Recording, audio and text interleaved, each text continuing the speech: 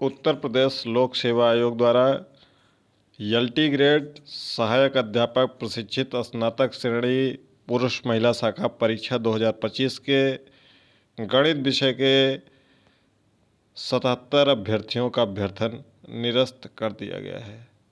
तमाम कारण हैं जिसके वजह से आपका अभ्यर्थन निरस्त किया गया है। यदि आप भी इस लिस्ट में हैं और अपना अभ्यर्थन बचाना चाहते हैं तो आपको आयोग में जो भी आपका डॉक्यूमेंट्स है वह आयोग में ससमय पहुंच जाना चाहिए, अन्यथा इतनी मेहनत करने के बाद आप प्रारंभिक परीक्षा उत्तीर्ण हुए और उसके बाद आप मुख्य परीक्षा में नहीं बैठ पाएंगे, ना तो आपका एडमिट कार्ड जारी होगा। सहायक अध्यापक प्रशिक्षित स्नातक श्रेणी पुरुष महिला शाखा परीक्षा 2025 के गणित विषय के आवेदन पत्रों की संनिरीक्षोपरांत विज्ञापन विज्ञप्ति की शर्तें पूरा न किए जाने के कारण जिन अभ्यर्थियों के अभ्यर्थन निरस्त किए गए उनका विवरण कारण सहित निम्नवत है। कुल 77 अभ्यर्थियों का अभ्यर्थन निरस्त किया गया है, जिसके लिए अपील विषयक प्रत्यावेदन आपको 11 मई को शाम 5 बजे तक अथवा उसके पूर्व सचिव उत्तर प्रदेश लोक सेवा आयोग परीक्षा 6 अनुभाग 10 कस्तूरबा गांधी मार्ग प्रयागराज पिन कोड 211018 को पंजीकृत डाक द्वारा अथवा व्यक्तिगत रूप से आयोग के गेट संख्या 3 पर स्थित डाक अनुभाग के काउंटर या पूछताछ काउंटर पर प्रस्तुत कर सकते हैं। उक्त तिथि के पश्चात प्राप्त प्रत्यावेदनों पर आयोग द्वारा विचार नहीं किया जाएगा। ठीक है, अगर आप आज जाना चाहते हैं तो आज जमा कर सकते हैं, कल जाना चाहते हैं तो कल, यानी कि 11 मई को शाम 5 बजे तक। 11 मई के बाद यानी कि शाम 5:01 पर आपका आवेदन नहीं लिया जाएगा उसके बाद। ठीक है, तो इसका ध्यान रखिएगा विशेष तौर पर, और अपना ये प्रत्यावेदन डाक द्वारा कतई मत भेजिएगा, अन्यथा आपका मुख्य परीक्षा के लिए एडमिट कार्ड आना संभव नहीं हो पाएगा, क्योंकि डाक पर तनिक भी भरोसा नहीं कर सकते हैं। इनका एडमिट कार्ड गणित विषय का आपको 11 मई को रात में 10 बजे या अगले दिन 12 मई को आपका एडमिट कार्ड जारी हो जाएगा। इसके अलावा आपको ये जानकारी अवश्य होनी चाहिए कि अनुसूचित जाति और अनुसूचित जनजाति के अभ्यर्थियों को मिनिमम 70 अंक प्राप्त करना अनिवार्य है व अन्य कैटेगरी के अभ्यर्थियों को 80 अंक प्राप्त करना अनिवार्य है। यह क्वालिफाइंग यानी कि एक प्रकार से कहें तो पास और फेल वाला मैटर है।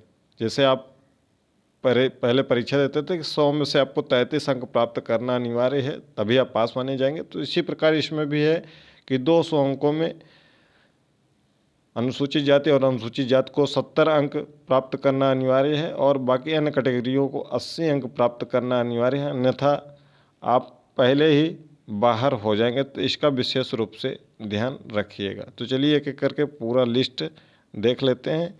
ये 42 अभ्यर्थियों की लिस्ट है, जिसमें कि कारण बताया गया है कि अभ्यर्थीगण द्वारा मुख्य परीक्षा हेतु ऑनलाइन आवेदन पत्र की हार्ड कॉपी समस्त शैक्षिक अभिलेखों के साथ निर्धारित अंतिम तिथि 24 अप्रैल तक आयोग कार्यालय में प्राप्त नहीं कराया गया है। अतः विज्ञापन तथा मुख्य परीक्षा के आवेदन हेतु प्रकाशित विज्ञप्ति दिनांक 2 अप्रैल के प्रस्तर 3 में उल्लिखित शर्तों का अनुपालन न किए जाने के कारण इनका अभ्यर्थन निरस्त हो गया है। हो सकता है कि इन्होंने डाक से भेजा हो, लेकिन डाक से समय से आयोग को रिसीव न हुआ हो और यह वापस चला गया हो, या फिर इन्होंने आवेदन ही न किया हो। जो भी कारण हो, अगर ये रोल नंबर आपका इसमें से कोई भी 42 अभ्यर्थियों में है तो आप अपना ऑनलाइन आवेदन प्लस सभी डॉक्यूमेंट्स आयोग में ले जाकर 11 मई तक जमा कर देंगे तो आपका अभ्यर्थन बच जाएगा, अन्यथा आपका एडमिट कार्ड नहीं जारी होगा। आगे हम बात कर लें।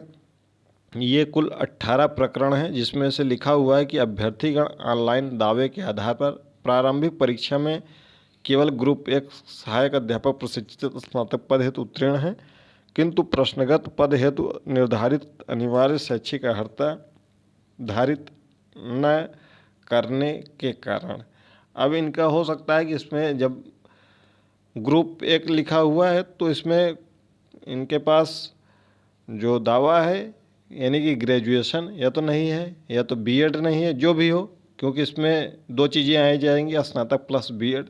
तो 2 में से इनके पास हो सकता है कि बीएड ना हो या अंतिम तिथि तक ना हो, तो इसीलिए निरस्त किया गया। तो अपना अगर इनके पास डॉक्यूमेंट्स है तो आयोग में जमा कर सकते हैं।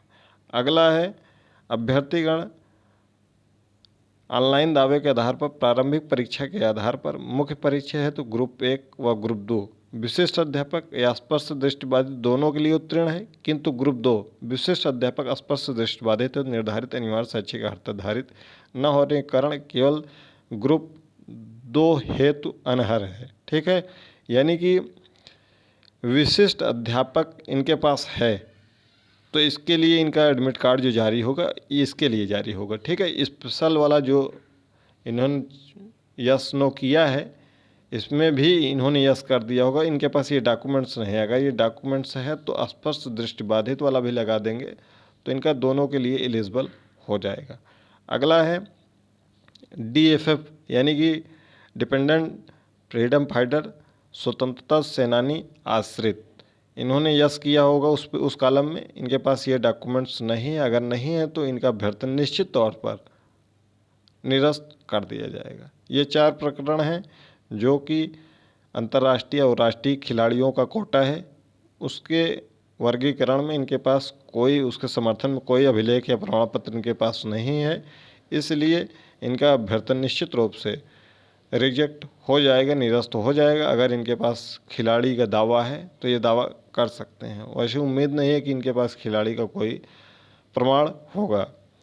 अब ये तो अभ्यर्थियों के ऊपर है कि नहीं है, अगर होगा तो निश्चित रूप से इनका एडमिट कार्ड जारी होगा अगर ये डॉक्यूमेंट्स सही समय पर पहुंचा देंगे। ये 5 प्रकरण हैं, इनका भी वही चीज़ें हैं, राष्ट्रीय अंतर्राष्ट्रीय खिलाड़ी होने का दावा किया है लेकिन प्रमाण पत्र प्रस्तुत नहीं किया गया है। ठीक है, तो उक्त प्रमाण पत्र न होने के कारण ये प्रमाण पत्र लगाएंगे तभी इनका दावा माना जाएगा। अगला 2 अभ्यर्थी हैं जो कि यहाँ पर लिखा हो गया, अभ्यर्थीगण ऑनलाइन दावे के आधार पर प्रारंभिक परीक्षा में सफल है किंतु इनके द्वारा मुख्य परीक्षा के आवेदन पत्र प्रस्तुत न कर केवल शैक्षिक अभिलेख इन्होंने उपलब्ध कराया, यानी कि जो मेंस का फॉर्म था उसको नहीं उपलब्ध कराया। तो मेंस का फॉर्म भाई उपलब्ध करवा दीजिए आप लोग 2 लोग, ठीक है, और आप अपना एडमिट कार्ड उसके बाद निकाल लीजिएगा।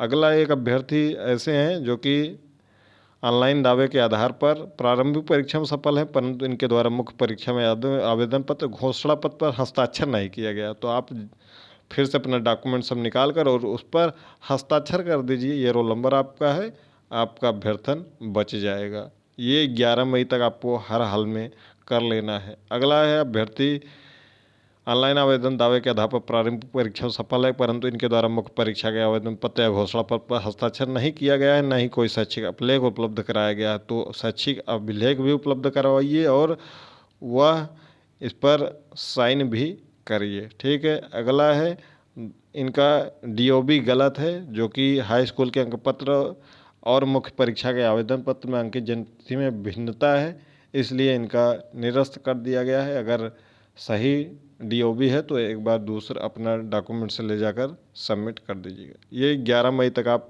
प्रोसेस कर सकते हैं। उसके बाद आपका एडमिट कार्ड 11 मई को रात में 10 बजे या 12 मई को हर हाल में जारी हो जाएगा। परीक्षा के लिए आप सभी को अग्रिम शुभकामनाएं।